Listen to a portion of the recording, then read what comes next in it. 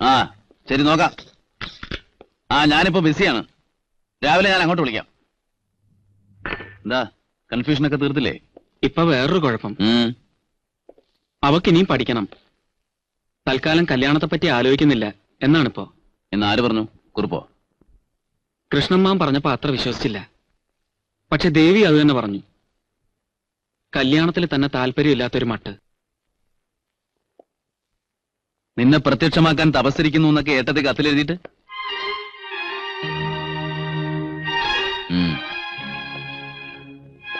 കൃഷ്ണക്കുറുപ്പായിട്ട് ഞാൻ സംസാരിക്കാം. കല്യാണത്തിന് ബ്രോക്കർ പണിയെടുക്കാൻ ഒരു യോഗം ഉണ്ടാവും. അല്ലാണ്ട് എന്ത് പറയാനാ? ശരി, ഞാൻ സംസാരിക്കാം. Don't worry. കുമാരേട്ടാ, രാജനും കൂടെ ഉണ്ടാവും ഉണ്ണാൻ. ഇരിക്കും.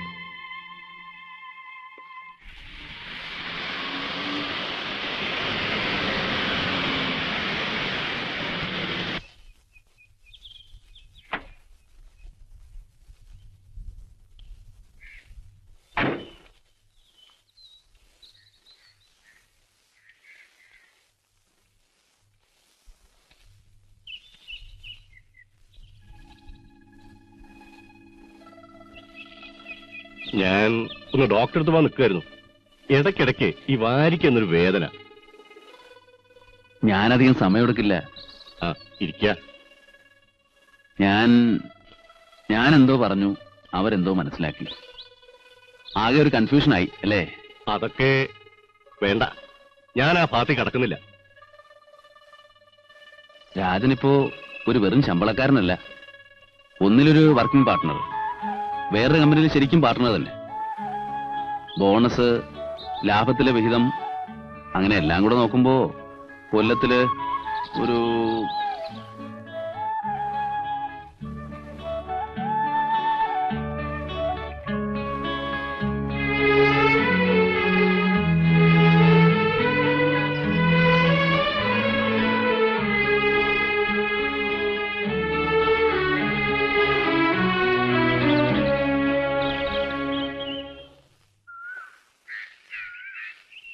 വരൂ, ഒന്ന് പറയട്ടെ.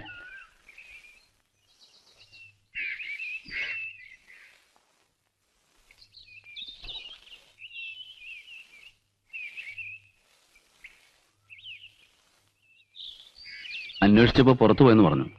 അപ്പൊ ഇവിടെ എത്തിയിരിക്കും ഊഹിച്ചു. കാര്യങ്ങൾ പറഞ്ഞപ്പോ അച്ഛനും സമ്മതിച്ചു. അവസാനം അച്ഛൻ സമ്മതിച്ചുകൊണ്ട് മാത്രമായില്ലല്ലോ. ഒരു മോഹത്തിന് അവസരം കൊടുത്ത് പിന്നെ ആളെ നിരാശപ്പെടുത്തുന്നത് ശരിയല്ല. ആ നിലവാരത്തിലുള്ള ഒരു പെൺകുട്ടിയായിട്ടല്ല ദേവിയെ പറ്റി എന്റെ സങ്കല്പം. ഞാൻ ആർക്കും ഒരു വാക്കും കൊടുത്തിട്ടില്ല. മരം ചുറ്റി പാടി നടന്ന് മോഹിപ്പിച്ചിട്ടുമില്ല. കുറെ കത്ത് വരുമ്പോ മറുപടി അയക്കും, വല്ലപ്പോഴും. അത് നാട്ടുമര്യാദ. ബന്ധുക്കളാവുമ്പോ പ്രത്യേകിച്ച്. സൂചനകൾ മനസ്സിലാവാത്ത പോലെ ഒഴുക്കൻ മറുപടി. ഞാൻ അറിഞ്ഞത്. ഓ, അങ്ങനെയാണോ? സംശയം ഉണ്ടെങ്കിൽ എല്ലാം പെറുക്കിയെടുത്ത് മുമ്പിൽ നിരത്താൻ പറഞ്ഞോളൂ ശിഷ്യനോട്. പക്ഷേ രാജന്റെ വിഷമോ അസ്വസ്ഥയൊക്കെ മാലരിച്ചേച്ച് എഴുതിയിരുന്നു. കുറച്ച് ഞാൻ നേരിൽ കണ്ടതുമാണല്ലോ.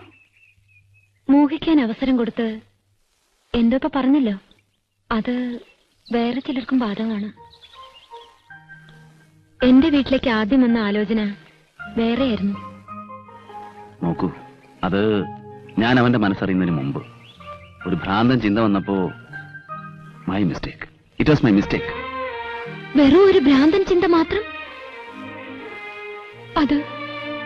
അത് കേട്ടപ്പോ ഒരു വരം കിട്ടിയ പോലെ, ഒരു ഈശ്വര നിശ്ചയം പോലെ.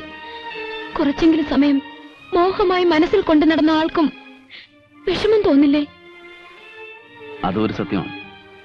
പക്ഷേ പിന്നീട് ആലോചിച്ചപ്പോ അർഹിക്കാത്താണെന്ന് തോന്നി. ഞാൻ അർഹിക്കാത്തത്. കുറച്ച് കാശുണ്ടാക്കി എന്നതൊഴിച്ചാൽ എനിക്ക് അഭിമാനിക്കത്തക്കതായി യാതൊന്നുമില്ല. കുടുംബം, പാരമ്പര്യം, തറവാടിത്തം എന്നൊക്കെ പറയുന്നതിൽ എന്തെല്ലാമോ ചിലതുണ്ട്. അത് സമ്മതിക്കാതെ പറ്റില്ല. രാജൻ. വേണ്ട, വിസ്തരിക്കണ്ട. വയ്യെന്ന് പറഞ്ഞു ഒഴിഞ്ഞു കഴിഞ്ഞു. അത് മനസ്സിലാവുന്നു.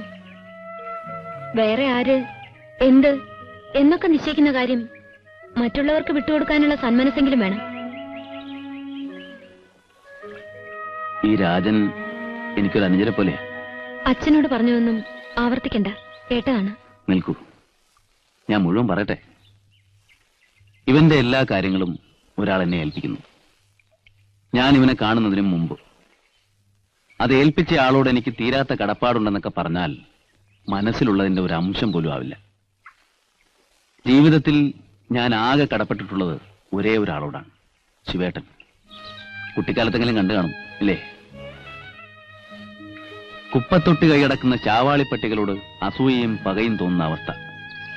ഫുട്പാത്തിൽ കിടപ്പ്, ബോംബെ എന്ന പരിചയമില്ലാത്ത മഹാനഗരം. ഞാൻ പോട്ടെ, കഥ കേൾക്കാൻ ഇപ്പൊ നേരല്ല. കേൾക്കണം. നിങ്ങൾ വായിക്കുന്ന കഥാപുസ്തകങ്ങളിലൊന്നും ഞാൻ അനുഭവിച്ച ജീവിതത്തിന്റെ ഒരു നുറുങ്ങുകൂടി കാണില്ല.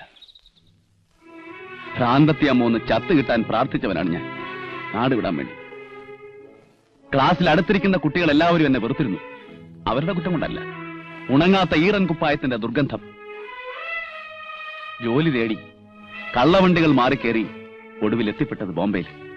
ഭാഷ അറിയാതെ, ഭക്ഷണമില്ലാതെ പൈപ്പ് വെള്ളം കുടിച്ച് തെണ്ടി ഒന്നല്ല 9 ദിവസം വിശപ്പറിഞ്ഞിട്ടുണ്ട് വരുന്നെങ്കിലും തിങ്കളാഴ്ച നോമ്പിന്റെ വിശപ്പല്ല, ഭക്ഷണത്തിന്റെ ഗന്ധവും രൂപവും മാത്രം മനസ്സിൽ ധ്യാനിച്ചു പോകുന്ന വിശപ്പ്. ആവശ്യത്തിലേറെ മുഷിപ്പിച്ചു കഴിഞ്ഞു. മടുത്തു എന്ന് തോന്നുന്നുണ്ടെങ്കിൽ പോവാ, ഇല്ലെങ്കിൽ ഒരു 5 നിമിഷം കൂടെ നിൽക്കാം.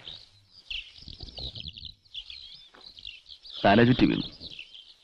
പിന്നെ എപ്പോഴോ കണ്ണു തുറന്നപ്പോ മുന്നിൽ ലോകത്തിൽ വളരെ വളരെ അപൂർവമെന്ന് തോന്നിയ ഒരത്ഭുത വസ്തുവെ ഞാൻ കാണുന്നു. ദയ. അതിന്റെ പേര് ശിവൻകുട്ടി. നല്ല ആളായിരുന്നു എന്ന് എല്ലാവരും പറഞ്ഞു കേട്ടിട്ടുണ്ട്, കണ്ടിട്ടുണ്ട് എന്നല്ലാതെ എനിക്കധികം ഓർമ്മയൊന്നുമില്ല. ആ ശിവേട്ടൻ മരിക്കും മുമ്പ് പറഞ്ഞു, അനേനെ ഒരു വഴിക്കാക്കണം, കുടുംബം അങ്ങനെ രക്ഷപ്പെടുന്നെങ്കിൽ രക്ഷപ്പെടട്ടെ. അത് വേറെ കഥ. അതിന് വേണ്ടതിലധികം ചെയ്യുന്നുണ്ടല്ലോ, എല്ലാവർക്കും അറിയുന്നതാണ്. അനുജനെ പോലെയുള്ള ഒരാൾ എന്നോട് ആഗ്രഹം പറയുന്നു. ബാല്യം തൊട്ടേ ലാളിച്ച സ്വപ്നമാണെന്ന് പറയുന്നു. നടത്തി കൊടുക്കേണ്ട ബാധ്യത ചുരുങ്ങിയത് ഒന്ന് ശ്രമിച്ചു നോക്കേണ്ട ഉത്തരവാദിത്വമെങ്കിലും എനിക്കില്ലേ? ഒരു കടപ്പാടിന്റെ തുടർച്ചയെന്ന് വേണമെങ്കിൽ പറഞ്ഞോളൂ. തെറ്റായ രംഗത്ത് സ്ക്രിപ്റ്റ് അറിയാതെ കയറിപ്പോയ ഒരു കഥാപാത്രത്തിന്റെ ധർമ്മസങ്കടമാണ് എനിക്ക്. അതും സത്യം. എന്തും പിടിച്ചെടുക്കുന്നതാണ് എന്റെ ശീലം, ഇഷ്ടവും. ഒന്നുമില്ലാത്ത ഞാൻ കച്ചവടം തുടങ്ങിയപ്പോഴും ആ ഒരു വാശിയായിരുന്നു മനസ്സിൽ. എന്നേക്കാൾ കാശ്, സ്വാധീനം, പരിചയമൊക്കെ ഉള്ളവരിൽ നിന്ന് ബിസിനസ് പിടിച്ചെടുത്തു. അതിൽ അഭിമാനവും ചിലപ്പോൾ അഹങ്കാരവും ഉണ്ടായിരുന്നെന്ന് വേണമെങ്കിൽ പറയാം. ഇവിടെ ശക്തി കുറഞ്ഞവനെ തട്ടിമാറ്റി പിടിച്ചെടുക്കുന്നത് തെറ്റാണെന്ന് മനസ്സ് പറയുമ്പോൾ ഞാനെന്ത് വേണം? ഞാൻ എന്തൊക്കെയോ പറഞ്ഞു, മനസ്സിൽ കരുതി വന്നൊന്നുമല്ല പറയേണ്ടി വന്നത്. എന്റെ സ്റ്റാൻഡ് എന്താണെന്ന് മനസ്സിലായെങ്കിൽ ആശ്വാസം. ദേവി ആലോചിച്ച് തീരുമാനിക്കും. I leave it you.